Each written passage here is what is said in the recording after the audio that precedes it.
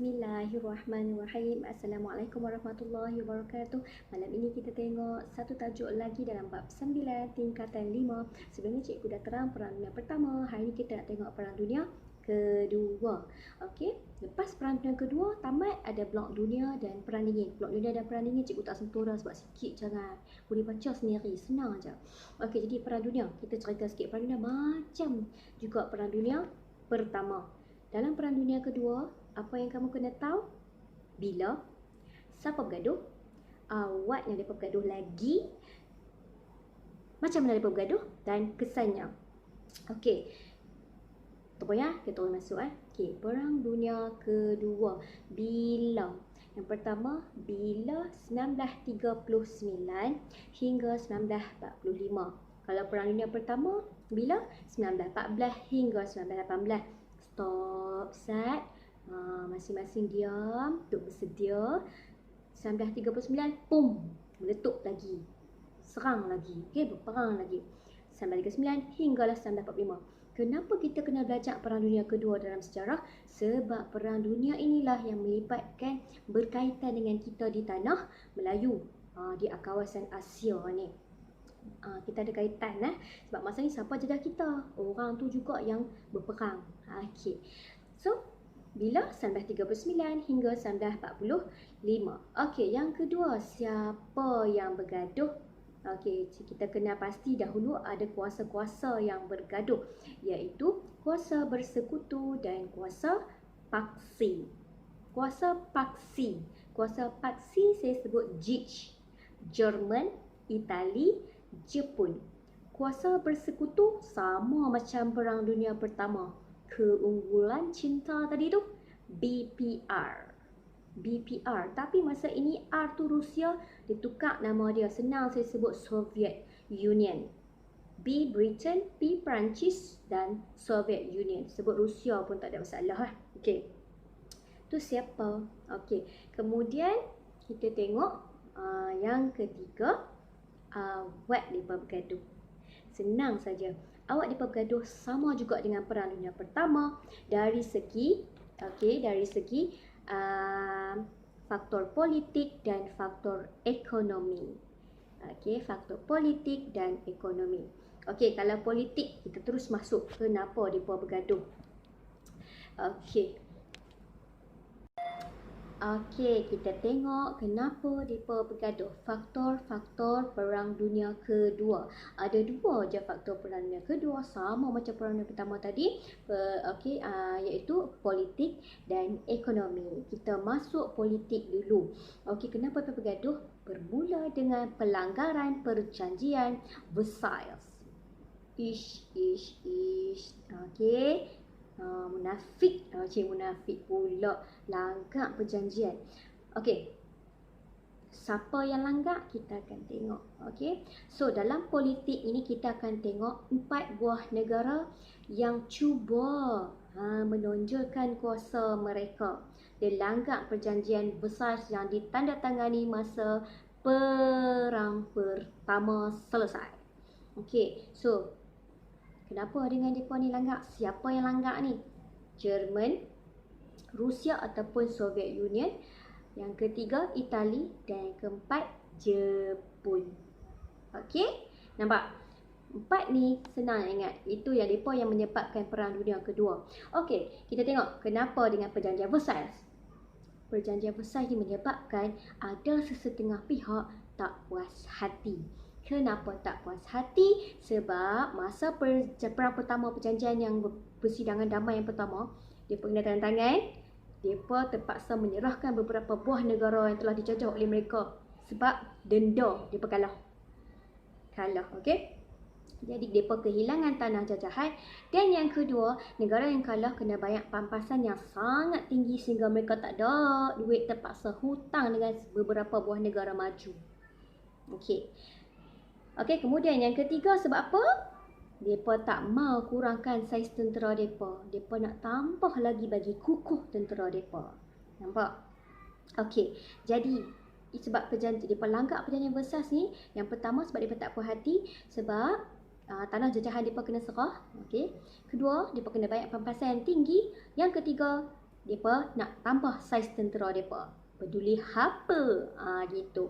Okey, so kita tengok 4 buah negara yang cuba melanggar perjanjian Versailles. Siapakah yang pertama? Jerman. Nampak Jerman ketegak sungguh. Tak tahu semua depa ni kan. Okey, Jerman. Setiap 4 negara ni ada pemimpin dia yang memberi semangat kepada rakyat dia untuk berperang ni. Okey, yang pertama Jerman, Adolf Hitler. Pemimpin dia Adolf Hitler. Pernah dengar Hitler kan? Okey, Nazi tu Nazi. Okey, Hitler dia buat apa? Dia langgar perjanjian Versailles tu. Macam mana dia langgar? Dia besarkan bilangan tentera dia, angkatan tentera dia. Cukup. Okey. Yang kedua, kita pergi ke negara Rusia. Rusia masa ni depa tengah perang saudara. Dalam negara sendiri duk berperang. Okey. Siapa yang berperang tu? Antaranya pihak komunis dengan pihak lawan di negara mereka lah. Komunis cuba menyebarkan mereka punya fahaman yang pihak lawan tak mau ikut. So, mereka besar perang-perang. Siapa bantu Rusia masa komunis ni, masa perang saudara ni? Okey, Amerika Syarikat, Britain, Perancis, Jepun bantu pula. Ya Allah, ya Tuhan ku lupa ni. Okey. Tokoh dia ataupun dia punya pemimpin dia, Rusia ni siapa? Senang sebut Lenin. Lenin. Okey, Lenin ni pengasas ideologi komunis. Okey. So dia sebarkan dia punya fahaman komunis. Kemudian dia meninggal. Siapa sambung dia punya semangat kekomunisan dia ni? Stalin. Ambil nama Stalin sudah. Settle di Rusia. Nampak perang-perang dah tu. Dah nampak dah pakat nak naik belakang ni. Okey. Kita bergerak ke negara Itali pula. Kenapa dengan Itali? Itali pun cuba meluaskan kuasa dia. Pi jajah pula Habsyah. Sekarang ni Habsyah Ethiopia. Kemudian dah jajah Habsyah, dia pi serang ceroboh Perancis pula. Apa hal kau Itali? Siapa dia punya tokoh? Mussolini. Senang, Mussolini. Okey, kemudian habis kat situ. Nampak dah bibit-bibit nak berperang. Okey, kita pi ke timur pula. Ada satu negara ni yang cuba menonjolkan kuasa dia, iaitu Jepun. Jepun ni cuba dia nak kuasai negara-negara timur sebab dia nak bantu negara timur, kita lah antaranya, kawasan Asia ni. Dia nak bantu untuk membebaskan negara-negara di Asia Tenggara ni daripada dijajah oleh Barat. So mereka nak bantulah propaganda mereka, lingkuran lingkaran kesemakmuran Asia ke apa, Asia untuk orang Asia. Mereka guna idea atau propaganda tu. Okey, nampak? Ingat balik Jerman, Rusia, Itali, Jepun. 4 buah negara ni menyebabkan Perang Dunia Kedua. Jerman besarkan dia punya tentera dia. Siapa dia punya pemimpin? Hitler. Yang kedua, Rusia. Siapa dia punya pemimpin? Lenin. Lepas Lenin, Stalin. Mereka buat apa? Mereka berperang dalam perang Rusia, perang saudara ni, cuba sebarkan fahaman komunis. Yang ketiga, negara Itali pula. Itali, pemimpin dia siapa? Mussolini. Okay, dia jajah Habsyah, kemudian ceroboh negara Perancis sesuka hati mereka. Okey, kemudian kalau di timur pula, di timur Jepun cuba menonjolkan kuasa, nak bersaing dengan kuasa barat. Depa pun boleh berlawan dengan kuasa barat. So depa bertanggungjawab nak membebaskan negara Asia ni daripada dijajah oleh negara barat. Tu faktor politik. Harap anda nak faham. Okey, sekarang kita bergerak ke faktor yang kedua kenapa depa bergaduh, ekonomi. Ekonomi meleset. Masa ni ekonomi meleset pada tahun 1929 tu lah ekonomi meleset. Jadi negara-negara yang kena banyak denda tadi masa perjanjian Versailles tu, mereka tak ada duit, mereka terpaksa pinjam pada negara yang lain yang kaya. Antaranya Amerika Syarikat. So Jerman minta pinjaman daripada hutang dengan Amerika Syarikat untuk banyak pampasan. Tapi bila ekonomi meleset, Amerika kata, sorry lah woi, kami tak dapat bagi dah duit kat hampa. Okey. Siapa yang terkesan lagi? Britain, Perancis, semua kata, habislah kita kali ni, kita dah tak ada duit dah. So kita terpaksa mengurangkan bajet untuk tentera kita. Tu tak kukuh dah lah. Siapa yang ambil kesempatan pada ketika ini? Jerman. Jerman pandai. Dia kata, mereka ni semua susah lah ni. Kita pun susah. Tapi apa kata kita ambil duit, besarkan tentera kita. Pada masa ni kita nak lawan mereka. Itu Jerman. Siapa pun ada juga negara yang ambil kesempatan. Jepun pun masa ni walaupun ekonomi dunia meleset, mereka besarkan tentera mereka. Itu faktor ekonominya. Jadi Jerman dia berjaya mengalihkan perhatian rakyat dia yang duit tak ada apa semua, tapi dia pun fokus kepada tentera. Dapat? Okey. Itu faktor ekonomi. Sekarang kita tengok topik yang seterusnya, macam mana perang berlaku. Okey, macam mana perang ni bermula? Bermula dengan tak puas hati Jerman terhadap Rusia. Kenapa? Okey, saya cerita sikit dalam konteks, tak cerita nah. Okey, Jerman serang Poland di kawasan barat, Rusia ataupun Soviet Union serang Poland di kawasan timur. Siapa Poland ini? Poland ni ada puak komunis daripada Rusia tadi yang duduk dekat situ. Ada juga warga negara Jerman duduk kat situ. Puak komunis bunuh warga negara Jerman di Poland. Jadi orang Jerman marah. Okey, so mereka balas dendam, seranglah mereka di kawasan Poland iaitu di barat. Yang Rusia pula serang di kawasan timur.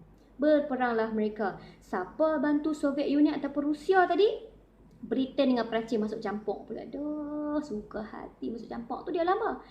Dia perang terhadap Jerman. Okey. Itu di kawasan itu di negara barat tu. Lepas tu Jepun pun pula. Jepun pun masa ni nak tunjukkan kuasa dia.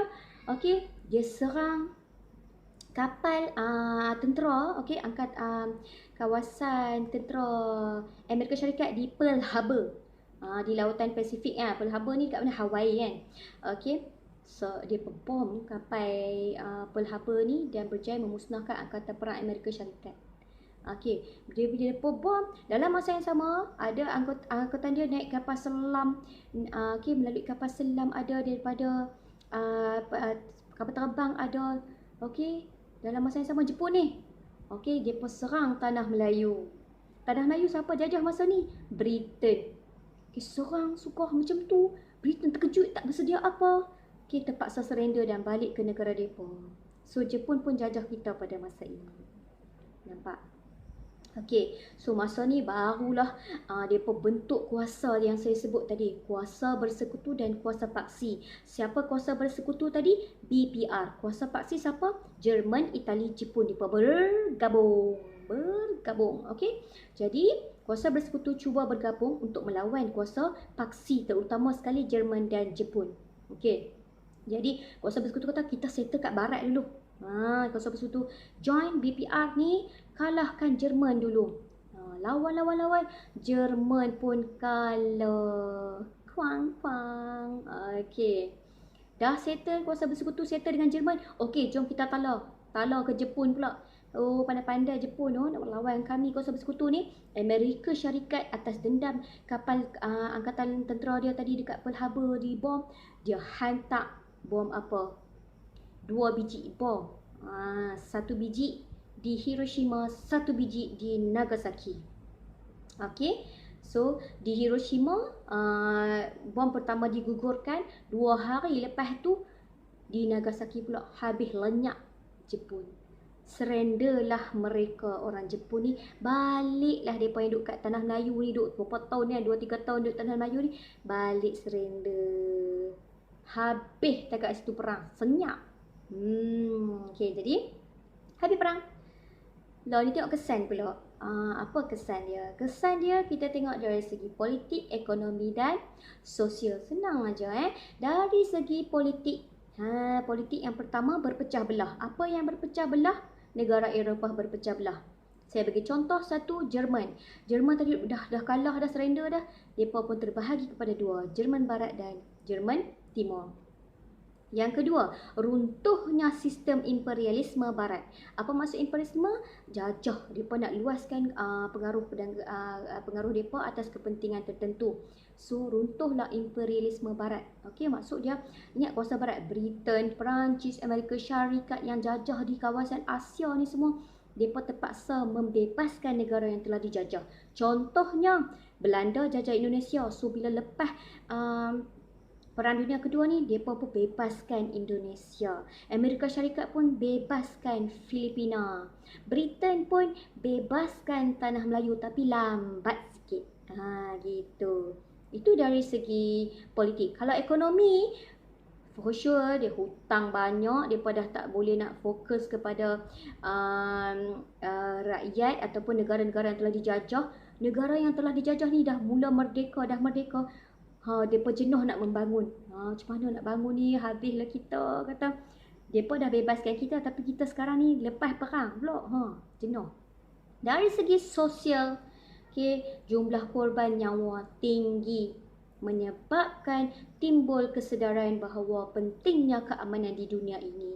So lahirlah PBB, Persatuan Bangsa-Bangsa Bersatu. Nampak? Habis Perang Dunia Kedua pada 1945. Okey, settle kat situ. Okey.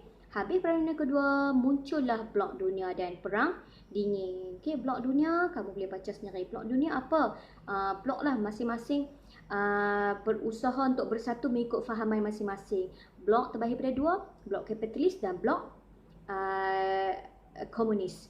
Kapitalis, boleh tengok jadual dalam buku teks kapitalis macam mana, blok komunis macam mana.